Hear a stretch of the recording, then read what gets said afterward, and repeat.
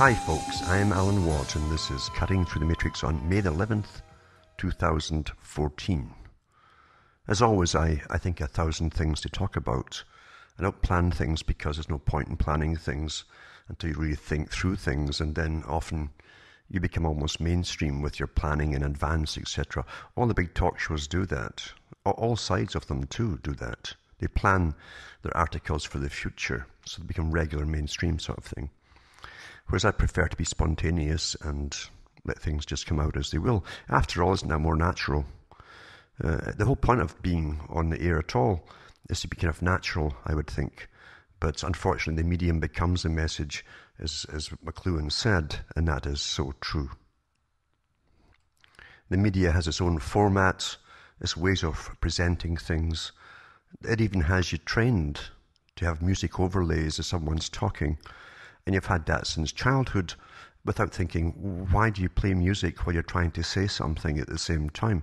And of course, it's psychological to an extent too. And even the ads have it, everything has it in it. And so people think, well, to be a hit, they've got to copy the mainstream. And they don't realize the mainstream is simply a method of controlling you altogether and to stop you having thoughts of your own. They do this, of course, when they give you videos at school. And I noticed that very early on when they used to use the old projection reels, etc.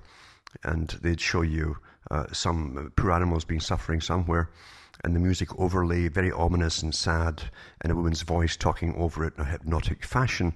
And that's how emotion is implanted, imprinted, and the event is imprinted in your mind basically for life. That's how it's done. So be very, very careful, as I say. If you want to be careful, most folk don't really want to be careful. They prefer having someone else control their mind. And Bertrand Russell said on more than one occasion that people who won't use their own minds frequently die. And he says, and he said it in many different ways too. He said some of them prefer it that way. Even if you warn them they're going to die through it and start using their own minds and start to think, they'd rather not do it and just die anyway. So you can't really help all the people, because partly they've been trained, that they've been taken care of by people who come out of special wombs, who you see on television and so on. And some of them are with you all your life. They live till they're about 100 years old as anchor men and women. And, granny or granddad would never lie to you. So you're trained to believe whatever they say. And when any program, and I notice this years ago too, when the big push through the marketing divisions, the ones that really control your mind and how you tick and so on, and do all the surveys on you all the time, apparently it works when they tell you that so-and-so is the most trusted man in America, or Peter Mansbridge is the most trusted man in Canada, or CBC News is the most trusted news in the whole country. Things like that. This is pure propaganda without your input whatsoever as to what you actually think of it yourself. They're telling you what to believe. And unfortunately, it works. Isn't that sad? Isn't that kind of sad? I've gone over Bernays' life many times, Edward Bernays, who really is a misnomer in a sense. He was given a wrong title. He's said to be the father, really, the father of modern marketing. But he wasn't at all. He was only one of many people who had learned the arts through previous generations for over thousands of years, through people who were merchants at one time, who studied the populations, how to sell things to different populations, because people have different buying habits, cultural habits, etc. So that they always study their target, you see. Ancient techniques, of course. You even find this in stories about Buddha, where at one time he had to earn some money, and he came out of his jungle retreats, and being a Brahmin, he knew how to understand, how to sell things to the public. He knew how their minds worked, in other words. And you'll find this with P.T. Barnum as well, the big circus master who pulled fantastic scams and outrageous scams, you would say. And he was a master in promoting himself. That's a technique to use as well. In fact, P.T. Barnum understood perfectly well, which tells you there was definitely an operating system of those who knew the arts and sciences of propaganda and marketing and mind control, you might say. But P.T. Barnum would often sit before he went into a city with his circus acts, etc., he'd sit and he'd write to the editor under different names, letters for himself and many against himself, because he said no news is bad news. It's all good news when they're talking about you. So he would stir up the controversy about himself, and folk don't realize they're being fooled by the same guy as is appearing under different names for Barnum and against Barnum. And everybody got talking about it. Oh, well, that person who talked about Bart, he was quite right. I agree with that guy. And this is how simple it is to manage the minds of the public. It's very easy to do. And once you get emotion going up, it's even better. You'll never think clearly and logically when it's an emotive subject, deliberately hyped up. You have to stand back, almost like an alien, and observe it all going on. And see how it affects peoples and how they respond to things. It's a fantastic art. Governments use it because they'll use marketing companies big time. And those who, even the war makers, use it all the time for propaganda purposes. Emotive topics are great for getting wars started. We're going in there to help so-and-so, or the Iraqis are killing babies in Kuwait and throwing them out of windows, and that was all put out at the time, and folk believed it. Standard stuff.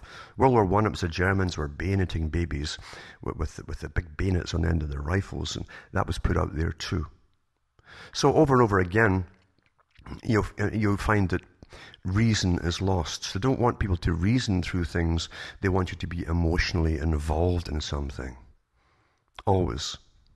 And politics uses the same tactics too, and politicians are very good at that too. Now, since people are taught from childhood to believe television, and even debaters on television with this side or that side, and the topics they use and the way it's delivered, of course, they're trained already to pick sides in any argument, and the arguments are presented to them as an argument to get them emotionally involved. You can, as I say, you can never keep a clear head if you get emotionally involved about anything. Your memory will go out the window. Facts will go out the window. They'll back up your memory. And all you do is start screaming and ranting and say, that's not nice, that's not right, and etc., etc.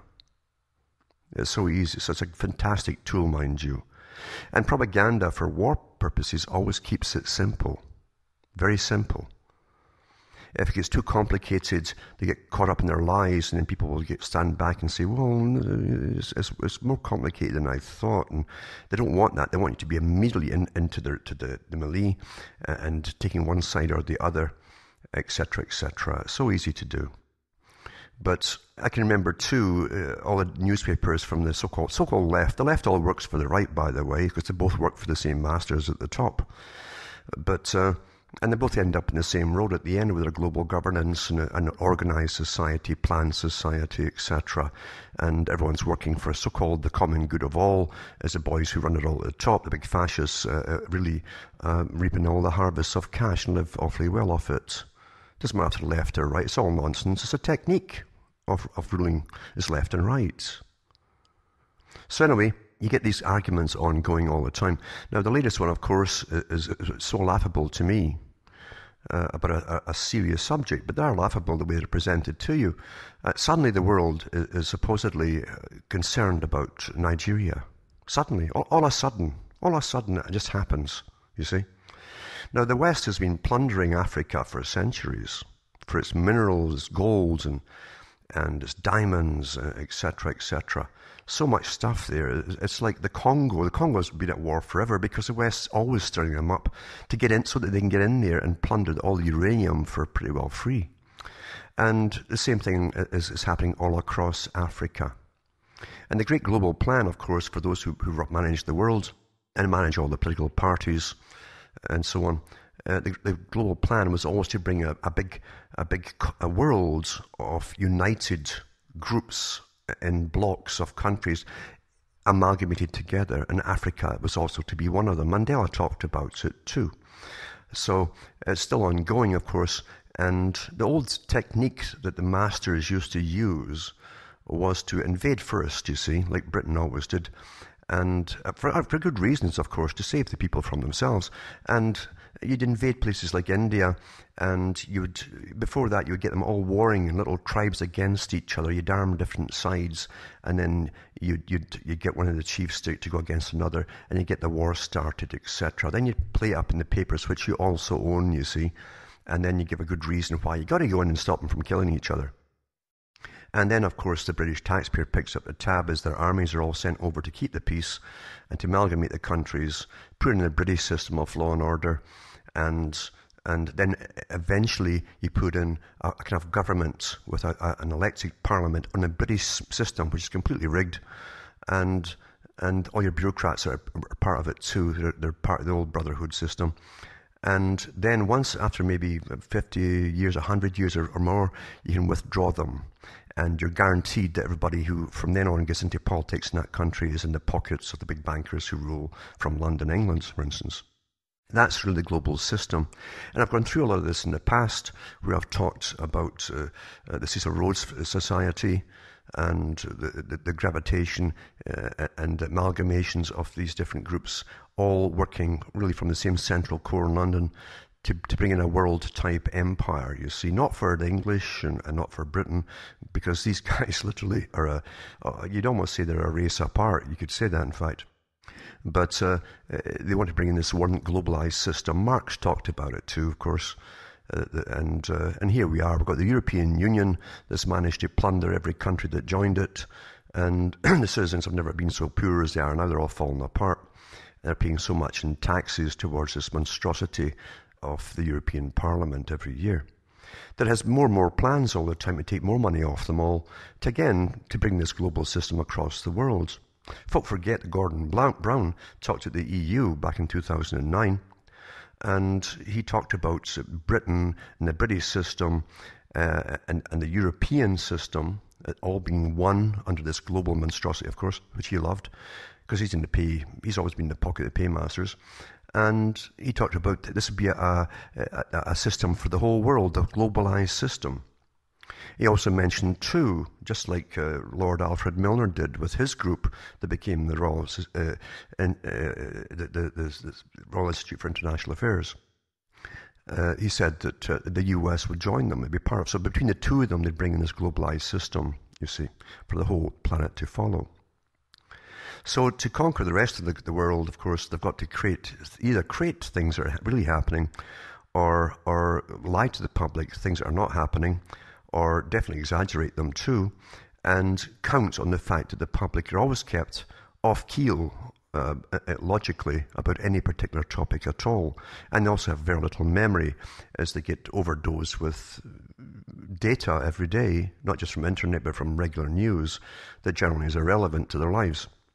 So the arts are all there, it's well used, they're always repetitive, same techniques, logic's out the window when emotion comes in, and the big boys can go in with their militaries, etc., set up their system, in come the corporations, and they plunder the country for a long, long, long time, and you may or may not leave them with this new democracy idea that is already subservient to another group, a world group, which they all take their oaths to, basically.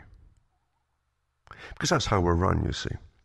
Now, Nigeria, and folk have forgotten too that back in 2012 and 13, they talked about AFRICOM. And this is African Command, you see. And the US wants to rule it all and run it all, maybe with Britain too, helping with cash and so on. But they want to run it all on a military kind of scale to bring in the peace, you understand. And AFRICOM already set up in Niger, they set up different drone bases to strike so-called Al-Qaeda targets. Now, everyone who doesn't go along with the agenda of the West's interference now is called Al-Qaeda now anyway, because the folk in the West don't know anything about it really except what they're told, which is very little, except they're awfully bad. But the excuses they use are the old excuses, emotional things. 200-odd girls, maybe 300 got kidnapped from schools and so on. And suddenly the Westerners are all agitated. And every talk show on AM radio and every city across the planet is talking about it all together. What a coincidence, eh? And getting you all agitated about these girls going missing and maybe being sold off as slaves or something. And we're all, and this is the prime concern on the planet right now.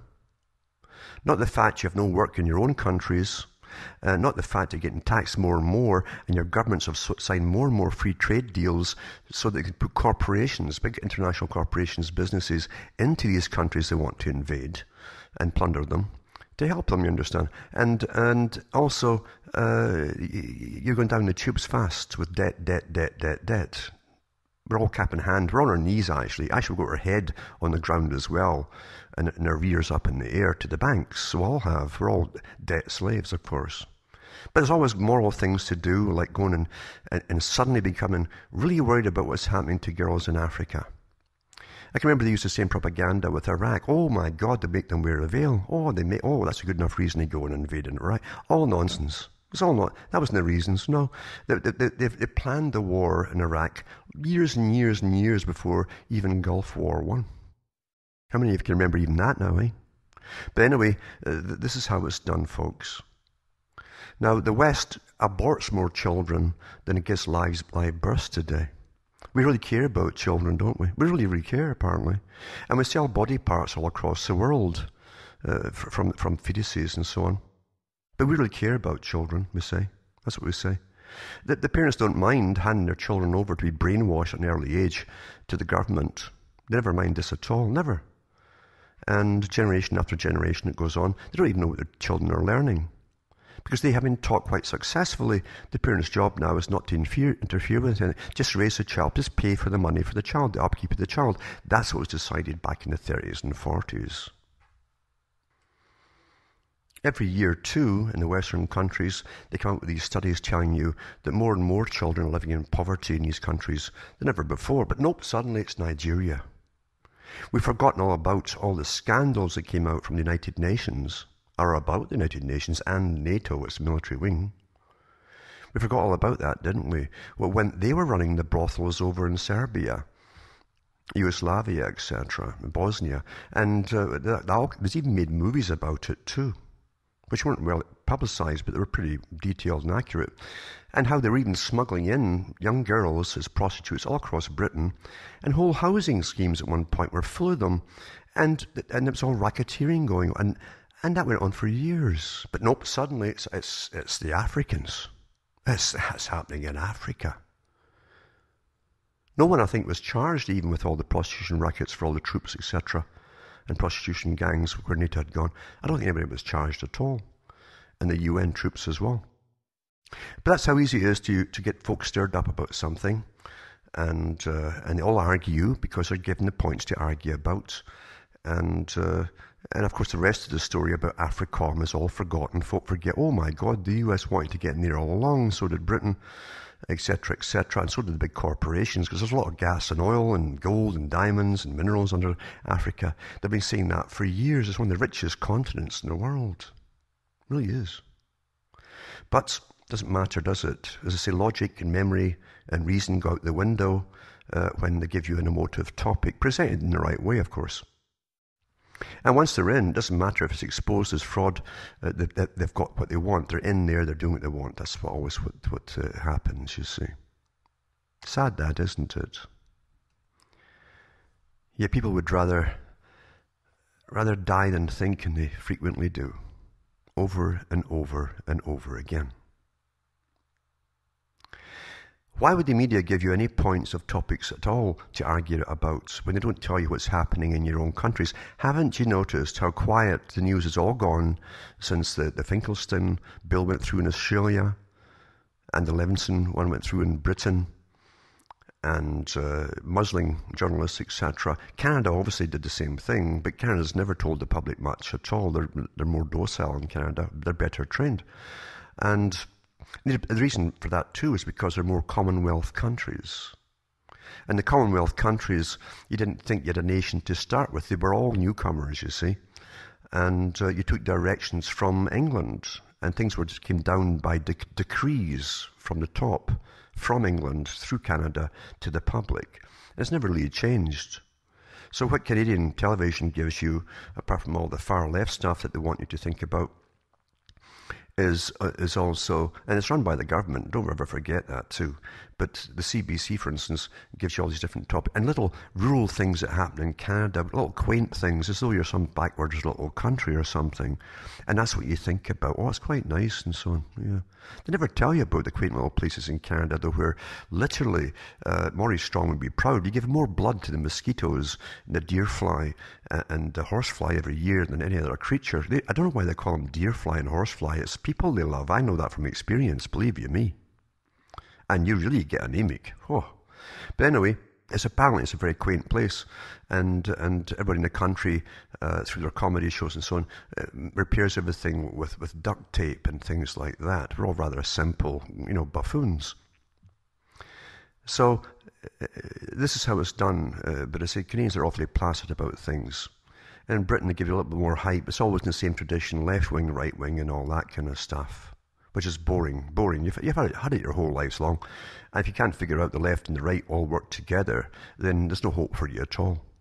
There really is no hope for you whatsoever. The States is no better. The States come up with a fallacy, many fallacies in the US, that everybody was free. That's a fallacy number one. They also think through Hollywood that most of their ancestors were all cowboys, which isn't true at all. And they have no memory of all the factory towns that went across in the late 1800s, early 1900s, privately owned factory towns owned by factors, they call them. That's where the factory comes from. And they had all the houses were owned by the factor. All the equipment was owned by the factor. You bought your food using the factor's credit money, his own token money. So it all went round in a circle back from the factor, from his factor store. And so your clothing, everything, even the tools you would have to buy yourself to go down the mines. That's the reality of the US. And so, define freedom. You ask your friends to define freedom, you get a whole bunch of different answers. What freedom is. One woman from New York she said she was free because she said she can shop at any time, night and day in New York, to any store she wants. She can go and shop. Shopping, that was freedom to her. Folk have varied ideas of freedom, what freedom is. But, of course, at the same time, we're given the propaganda, which is overwhelming in these days, that we're all collectively together on something. And great enterprises, we're all in it collectively, even if you don't know the names of them, or the abbreviations for them, you're all apparently in it together, and you're willing, and you're giving up you're sacrificing willingly all the cash that you're earning for your masters and so on, who live awfully well off this system. I've often wondered about servants. Servants, I thought, always got less money than the average working person, but they don't. They get an awful lot more, and perks too, and privileges. They still call themselves servants, eh? Isn't that something? But getting back to Nigeria, you'll never get the truth from the big boys, what they're after. But it's quite simple to do a search on the internet and go over previous news, go over the previous news in Africa, and what the West wants to do with Africa. And then you'll find the reasons for all the excuses they come out with as to why they must go in. It's nothing to do with them. They don't give a darn about children, folks. Have you figured that out yet? They don't give a darn about children. They don't really give a darn about you, as long as you keep working. They don't give a darn about you or how you live even. I had bureaucrats come out from Ottawa. Different ones. And one of them told me, and not nastily, and she wasn't even being arrogant. She was honestly being honest. And she says, I don't know how you people live. You people. If you think there's no class differentiation, go to Ottawa and just mingle with the bureaucrats. But you better disguise yourself because you'll be one of them people, you see. And when they know you're talking to one of them people, they're very careful in what they say. But this woman has been awfully, awfully honest. Big, massive pension looking towards her at the end of her work, her service. And great pension plans, great hospital plans. They even fly them. Do you know in Canada they fly them to different countries? They get pre-retirement courses. A pre-retirement course. What's a pre-retirement course? Well, you see, they've been brought up on the hill. They're always on a hill somewhere, eh? And looking down on all of us. And they mingle all the time with their own kind. Many of them are intergenerational bureaucrats, all intermarried, in fact. And the shock of maybe having to leave the hill, for goodness sake, could cause complete breakdown of their mental faculties. And so they give them pre-training and pre-retirement courses to get them ready for retirement. It can take maybe a year. So do nothing but about a year of chatting and with therapists and things, and to get them ready to go out into the great world of the unwashed masses, where they might meet peasants for the first time in their lives. Amongst, even if they're in a middle class area, they might meet peasants walking in the street, for instance. What do you say to a peasant? What do you say to people you know haven't got a clue what reality is? And so they prepare them for their life in the great outdoors with the unwashed masses.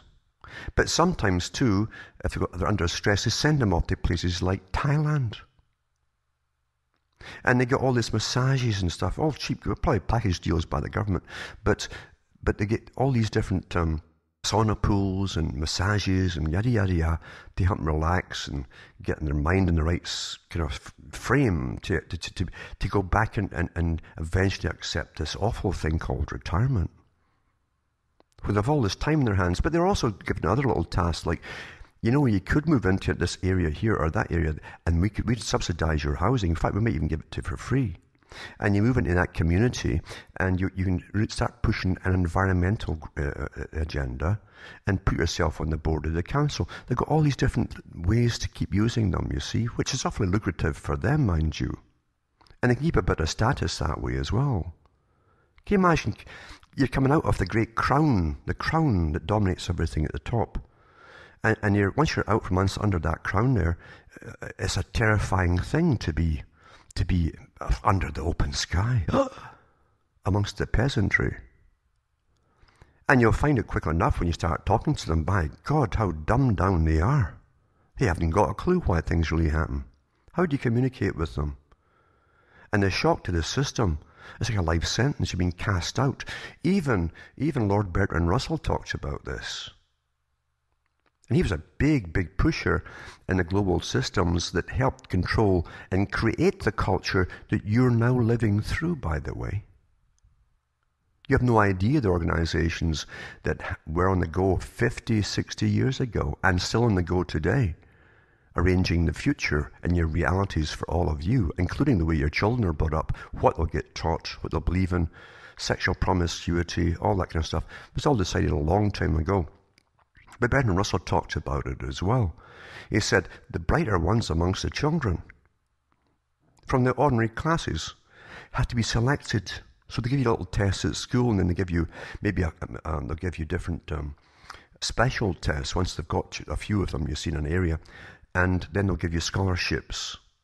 But you're encouraged, you're given a kind of mentor. It's very Masonic in a sense. They give you a kind of mentor, and I'm talking about Freemasonic, but they give you a mentor, like a daddy figure, who will encourage you to make the right decisions about your career and life and everything else, and to go along with it. Then you put into the great gilded halls of some posh Ivy League place, and you're one of them, on condition that you leave all the old ways behind you, including often contact with your family, by the way. And he said, once they're in to the organization, the big club, you might say, where their careers are guaranteed and they work for you and this system, for global systems, etc. He said that they'll give they're all for you, and you can depend on them, you can count on them, and then of course you use them. And they'll be so well rewarded financially, etc., that they'll never look back. Now, the ones who will not go along with that and are the bright, bright children who can see through things are a menace and very dangerous and will have to be eliminated. That's the real world, folks. Easy to eliminate them today, isn't it? You just put them on drugs at school if they ask too many questions. It's not so much too many questions, it's the wrong kind of questions, the ones that are politically incorrect. Children are very curious about things, and when things don't make sense, they'll blurt it out until they get an answer. And that's how it's supposed to be. Freedom of the mind? Who's kidding who? That's never been allowed, especially today. It's getting worse all the time. And they're drugged, of course. They get them on the drugs and so on. And then they get them into child advocacy they have in Scotland and other countries, where the government appointee to every child can do little assessments from about 2 months on to see if they've got any PC incorrect ideas. Or ask the wrong questions. How can curiosity be a wrong question? Curiosity about anything be a wrong question? How ridiculous. How ridiculous. Now, talking about the bureaucrats who are terrified of having to join even the middle classes and occasionally coming across ordinary folk, a terrifying idea. But when you think about it, that's how they are. Because the ordinary people are parroting to them in any conversation things that have been given to them to parrot from the news. Whereas the bureaucrats have had a life of having all inside knowledge and gossip, etc., why things are really going on. And they realize it's a shock to them to realize how much the system has worked on the public too. Think about outrage. Nobody gets outraged about anything unless you're told to get outraged. We should be outraged about an awful lot of things if we were only told about them, especially told truthfully about them, about what free trade really is, who benefits from it, who's paying for it all, which is always you, and where its goal happens to be, and how it's going there. And we have no say in it at all, whatsoever. Free trade across the world, and pacts are getting signed by presidents and prime ministers, and through the World Trade Organization and the IMF and the World Bank and all these other remote institutions which literally could be on other planets for all the general public is concerned, because we have no say in it whatsoever, you see. And yet we still parrot this thing we're told to parrot, which is democracy. Well, we've got democracy, you know. And that's why we're going to rampage across the world, killing lots of people to give them democracy, you see. Isn't that wonderful? We live in La La Land, so why go along with the nonsense? Why go along with the nonsense? Most folk go along with the nonsense to be accepted by their peer group. They're equally brainwashed. They don't want to stand out like a sore thumb or be ostracized like, oh, he's weird, he knows things. Huh. And this is how it really is. This is how it really is. The techniques that are used en masse today, mass psychology, mass indoctrination through 1,000 sources, including all your entertainment. They'll get paid to put these things in there. So many movies that have got nothing to do with global warming will get it in there somehow. And so many other topics too, which I know you all know, are put in there. They've got nothing to do with the story. They're paid to put them in by the cultural departments of the governments who dish out all the grants. So you've been brainwashed by 1,000 different ways that you're completely ignorant of at the time. Nothing has been overlooked. But telling you to get outraged about something that it's never occurred to you before, you know you're getting conned. You know you're getting conned. And the things you should be outraged about, you say nothing about, because you don't even know how it's happened, you don't even know how your culture got to where it is today. You think it's somehow evolving with some like a headless serpent somehow. Of course it's not. It's been guided the whole way. Always. And has been for an awful long time, especially since they brought in radio, then television, now the internet, the combination of the whole lot of them, and entertainment, of course, is just perfected today. Very few folk can think outside the box. If you want to get responses from them, emotive responses, they're Pavlovian, just mention certain terms, just mention them. Just stand back and watch them. Oh, their faces screw up and they are outraged, they're all angry. They can't tell you really why, except they'll parrot a whole bunch of stuff that they've heard and learned, but never really thought through, you see. It's easy to do. Trained, you see. We're so well trained and studied by experts all the time, always doing studies all the time. Never ends, all the studies. In fact, if anything changed in society that was outside your control, they'd spend billions of your money to find out why you're all doing it or thinking it or talking about it. And they do actually once in a while. Reality is a far cry from anything that's presented to you by your education and by your media and entertainment and so on. Reality is a far cry. The enemy, the greatest enemy that those who rule the world, and the world is certainly ruled, folks, the greatest enemy they have is knowledge and reason. They're terrified of it. They're terrified of people who can hold on to memory and put things together for themselves and use logic and reason. They're terrified of it. Absolutely petrified of it. But those who respond emotionally to trigger words and terms and phrases and so on they're this wonderful. They can do with them as they please, and they can use them as they please, you see. So easy to do. The easiest thing to put out there too, of course, we saw that in the Cold War and many other things before that, is to use terror on the public. Oh, something's going to happen, so you need us all the more, which is how government talks to you. We have it under control, but it's going to cost you through taxes, for research and development, for weaponry and stuff like that. Greatest scam ever, because it works. People do sit back, oh well, what can they do? They're defending us from those nasty guys over there. It never occurs to them that nasty guys, leaders over there, in cahoots with the nasty leaders you've got too back here. This is how the scam's played, you see. Most folk will never figure it out in their lifetime. And that's the saddest thing. The saddest thing, they'll never catch on to why things are the way they are, how they developed and were guided to where they are.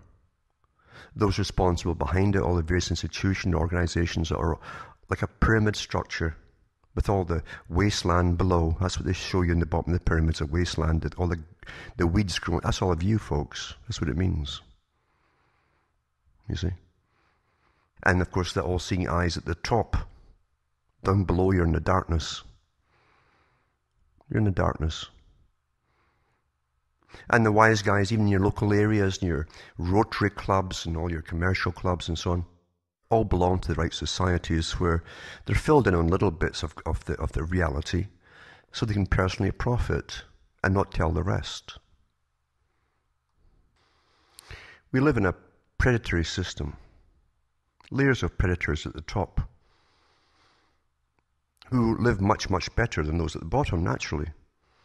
And today they have more respectability through propaganda than ever before, you see. They're called respectable business people, etc., respectable politicians and so on. And we believe it. We're taught to believe it. But it's a predatory system. You don't get up in anything to any degree in a society, any high degree, without being a cutthroat and a predator, and psychopathic to an extent as well.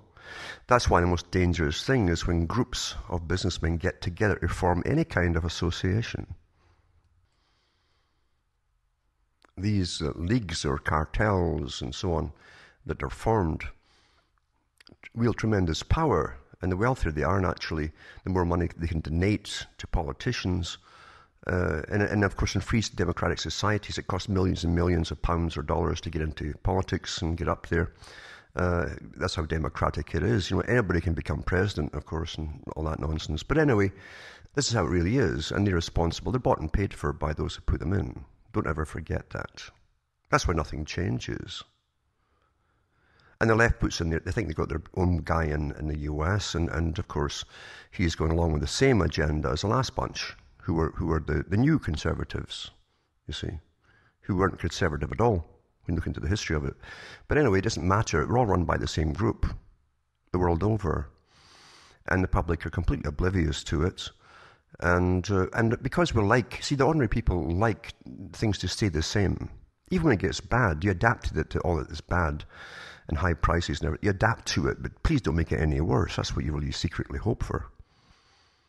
And it always does get worse, but you adapt to that too. You always adapt, as Darwin well knew. And Because of your adaptability, you're guided to wherever the big boys want you to be guided into. Even brand new systems. If it's done in the proper fashion, you won't notice how you get into it. You just end up there. And that'll be normal then too. And that's how it's done. Quite simple, isn't it? Quite simple. It's harder to change the occasional individual thinker than it is masses of people who don't think for themselves, who want to be the same, actually. And you'll find with groups too, it's no different than all different religions out there. You have to conform to their set of beliefs, and that means everything that they believe in. You accept it, which is irrational for anything in politics or anything else. Because obviously there's something wrong with you if you accept every tenet they have. If you're an individual free thinker, you say, well, I agree with this and this and this, but not that and that and that. But no, you have to agree with everything that they say and do, you see. So you become us instead of me. You become us. And all of the uses are used by them at the top. The thems use the uses. That's how simple it is. Bernays said it too. He said to his big boys, they were sending out to run the whole country in a sense because they did to help presidents to do it. He said that rather than create organizations from the grassroots to sell products or to sell your ideas or your political parties, look for established organizations. And they started in the US, especially with the churches, because they had big congregations at that time, way back then. And start donating money to them, for instance. Get to know the guys who run them at the top. Because organizations are always led by people at the top, you see. And once you have them in your pocket, then they can sway the minds quite simply, gradually, of the massive congregations, and you get what you want. That's how things are done. That's how things are done. Very simple. I mean, even a long time ago, for instance, you would have little kings and princedoms rather than countries. And it certainly wasn't democratic either. It was generally feudal and hereditary. But at least once in a while, you had big meetings where the folk could voice their concerns. But the folk lived in that area, and all that mattered to them at the time was what happened in our area. You see? But the process now, today, is to take you away from all that until you really are pretty well ineffective in your area. Who do you complain to? Look at the size of the provinces in Canada, for instance, and the states in the US. It's sometimes thousands of miles away to get to its headquarters and complain about anything. And now you're trained that you're not just national, so you're getting further away government, you're international. International, until it's all ambiguous and misty and over there somewhere, until the guys that run you are over there somewhere. And in fact, that's how it really is today. You have no say in anything, even locally. Everything's global and introduced from the top down to the local, you see. Including education, your children are being brainwashed with as well. For someone else's agenda, which they've decided is good enough for you to live collectively and serve the masters at the top of the global society, the greater good and all that stuff, you see. Uniformity, uniformity, uniformity is the key. And being simple little creatures, human creatures, we don't like change that much at the bottom. Most folk are not risk takers. They really are not. And they get tied into the traps that keep them grounded in a certain place, their house, their possessions, things like that, which the big boys count on, actually. They count on that. Because then it's better to have a fixed population in an area you can count on. They'll pay all the taxes and so on, than people who are mobile all the time, you see. You have a fixed amount you can always guarantee the income from, and that's how they live off you, of course. But you have no say, really, in what happens in your local area.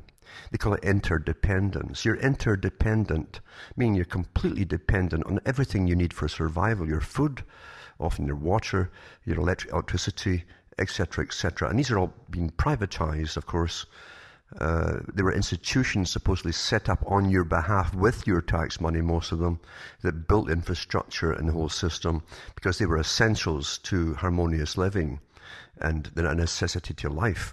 Not now. They're all being privatized by the big boys who planned this a long time ago, who actually gave you socialism, by the way, because socialism was a way to get all your tax money to pay for the infrastructure, for the setting up of the roads, the setting up of the gas supplies, electricity supplies, all these things, you see.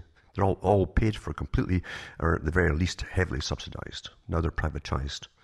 And they're going for the whole lot now, as they have you under the thumb. We always pay for the big boys. Corporate welfare is nothing new. It's the biggest welfare system on the planet for them. That's how the world is run, by clever predators. Very clever predators who understand how to pull the strings, how to implement all their con games, and have you diverted off into other topics that keep you off thinking for yourselves about anything whatsoever. So you're interdependent, meaning totally dependent. And in some places too, they can't even get a garden put in without permission or a license. I mean, this is slavery par excellence. But should we worry about this? No, we should be worried about women or young girls going missing in Nigeria. That's what they're telling you.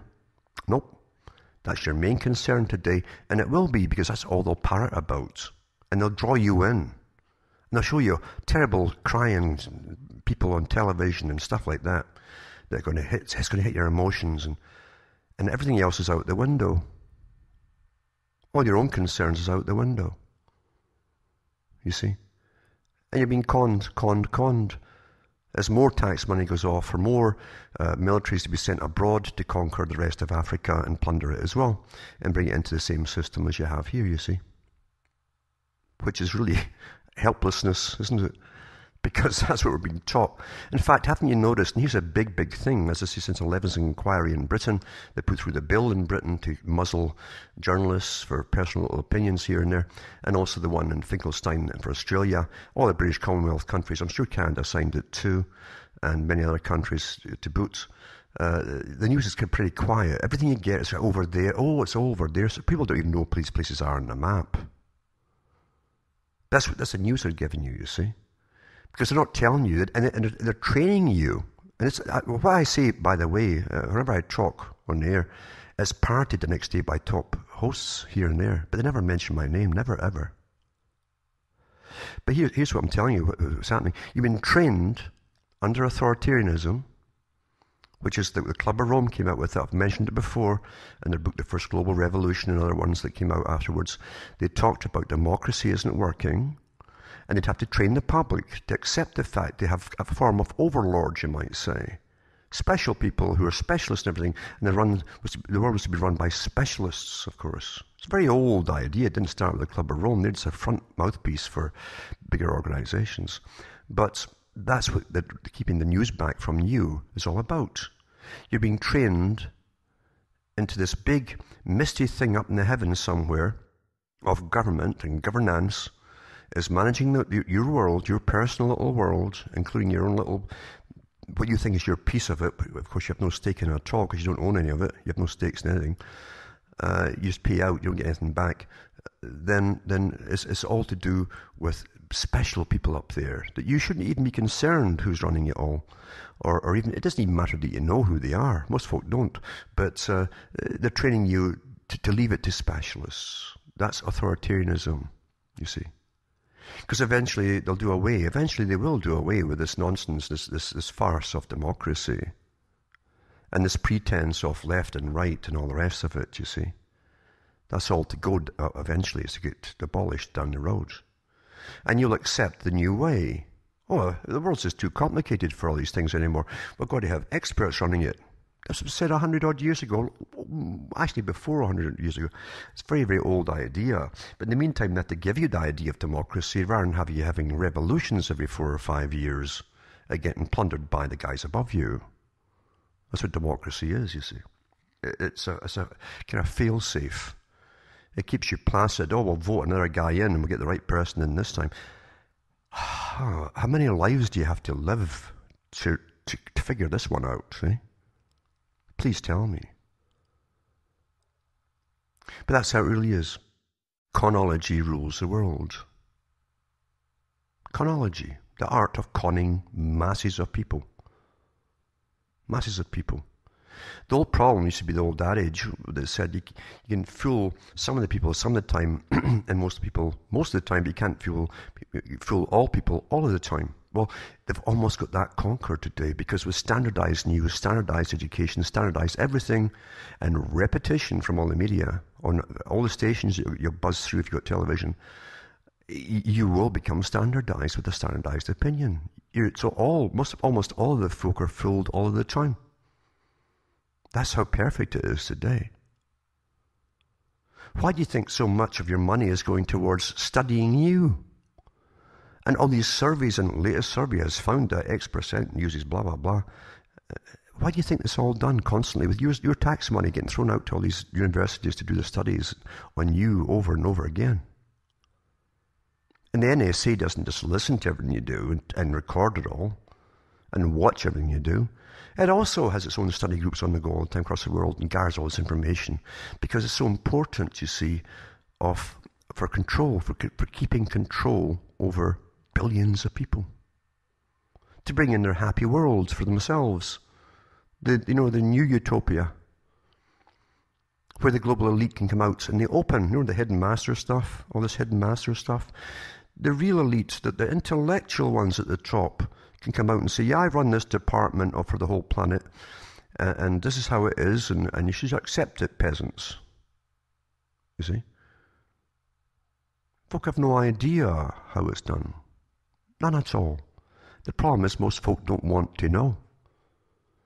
If you try and burst the bubble of the average person, that which makes them feel secure in their own mind, in a scary world, they'll turn on you with rage. Be careful what you do and say. Often it's best not to volunteer information.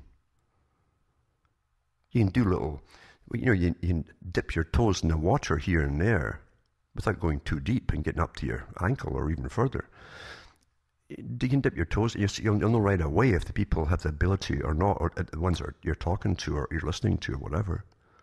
Otherwise, don't start it because, by God, truth is a scary thing to folk. They have a whole reality of fiction. And that fiction becomes what they call their id, the whole complete persona of themselves that they hang on to. And if you burst it, they'll turn on you viciously. If you tell them the truth about the music industry, and all the songs of love growing up, and they go la la la, and they're singing the chorus and all that. If you tell them how it all came about and who ran it and so on, and why, and vicious. Or who made so and so a star. Beware. People love their fallacies. It's the rare individual, very, very rare, who really wants truth. I likened it back in the 90s. On the radio when I talked about free falling. If you want truth, it's like jumping out of a plane without a parachute. You can't hold on to anything that's preconceived or you thought you knew, because you have no idea what you're going to learn on a way down. And if it's all new to you, you can't fight it and kick it. What is. That's what truth is. What is truth. You see? Most folk can't handle that. They say, well, I like that, but I want to hang on to this, you see. Which will distort their whole truth for them. But from a mental health aspect, because they've never really known what mental health is, except the fake culture, the fake everything that's been drummed into them, and the routines they're encouraged to go along with, they'll turn on you if you bust it. So be awfully careful. The old meaning of identity crisis wasn't nothing to do with genders or sexuality. It was to do with what you perceived as the id, as you and your place in the world, and the world in its place to you, and your whole persona and how you saw yourself fitting into that whole world system and everything you interact with. That was your healthy id. But when it's completely artificial, you still feel that health aspect because it's familiar to you. You say, that's what I believe, and you're happy with it. Someone tries to bust that, you'll become vicious towards them. So be awfully, awfully careful, you see, about giving folk truth. Very few folk really wants it most don't want all of it. And most actually can't handle it. That's the sad truth of things. Most can't handle it. We're the most controlled society that's ever existed with the techniques that are used against us. And it's very, very difficult to get truth today and hold truth. And all the organizations pretty well that come out showing you bits of it have a spin for their own particular agendas, unfortunately. And you get used again. Anyway, that's a Sunday night, and it's just off the top of my head as always, and I thought I'd just blurt it out, because it has to be blurted once in a while, doesn't it? It's not depressing, you see. How can truth ever be depressing? Fantasy, that's why folk dive into fantasy like, oh, you wouldn't believe it, because it really does distract them into a never land of complete fiction. Because the world is pretty scary, you say to them. And the scarier it becomes, the more fiction you've noticed that they've dished out to you. The more movies they dish out to you. The more catering they do to segments of fiction for you. Oh, here's a sci-fi channel, here's this channel. Oh, they've got everything for everybody, you see, to make sure you're kept in some kind of fiction for escapism. And even in that escapism, you've been programmed with the updates for the political correctness. How you should feel about this topic and that topic and so on and so on and so on. That's how perfect the system is. So if you want truth, start with yourself. Start with yourself. And if anything makes you uncomfortable, any topic, you better ask yourself why you feel uncomfortable about exploring that topic. Why? Who put that into your head? Who gave you this Pavlovian response to feel uncomfortable when you even think about it? Think about why you're getting outraged about things. Who's telling you to get outraged? What do they have to gain? Who profits from all of this? It's quite simple, isn't it? Then tie in your memory. Try and keep memory on things if you can. Stop relying on the internet. Because I'm telling you, they keep changing reality on the internet all the time too. I have to do link checks all the time, awfully time consuming, to check up links from all the talks, so many talks I've given in the past, and they're always dropping links. Other articles may have the same link and they've rewritten the darn thing. Because truth goes down the memory hole. That's how fast the past has changed, and truth has changed, and facts are changed.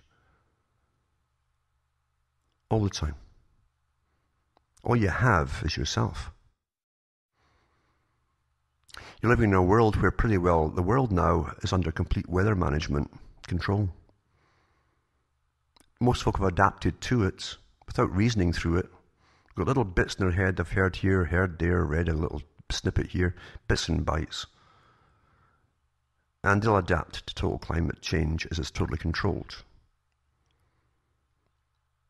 NOAA, the organization NOAA, for the weather, etc., it's got up every year how global dimming is getting worse and worse.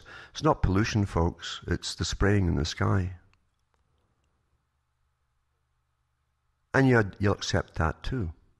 You'll accept more and more cloud over certain areas and more sun over other areas that are going to get the droughts. Because now the food's up on the futures market for the biggest boys on the planet, the big agribusiness companies.